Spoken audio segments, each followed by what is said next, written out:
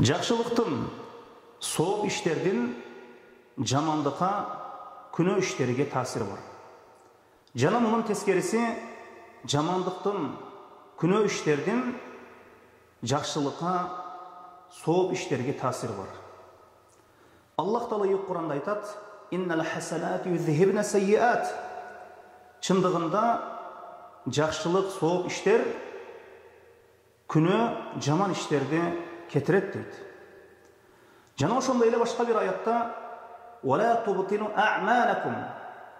Аллах Таала айтат: "Силер амалдарыңарды жараксыз кылып албагыла" дейт.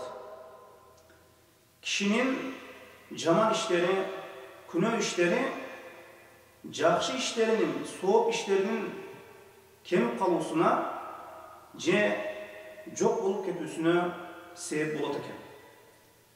Мисалы, bir kişi 90 yıl yaşadı değil. 90 yılda ömrünün şu 90 yıllık aralığında 5 vakit namaz okudu, zekat verdi, acıga vardı. Mirok bu dünyanı taşlap ketүүsüne az kalgan vakitte Allah'tan şerik koşup koydu. Bunday aytkanda şirk keltirdi.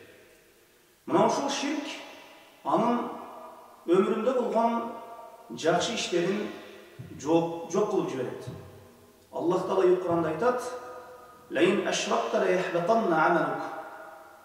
O Muhammed sallallahu aleyhi ve sellem bir şirk keltirsen amalların kүйüp çok bolup ketет deydi.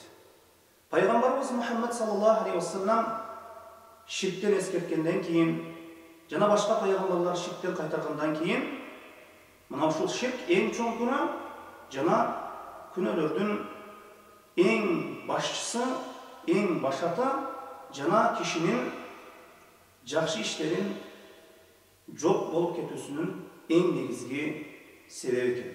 Аллаху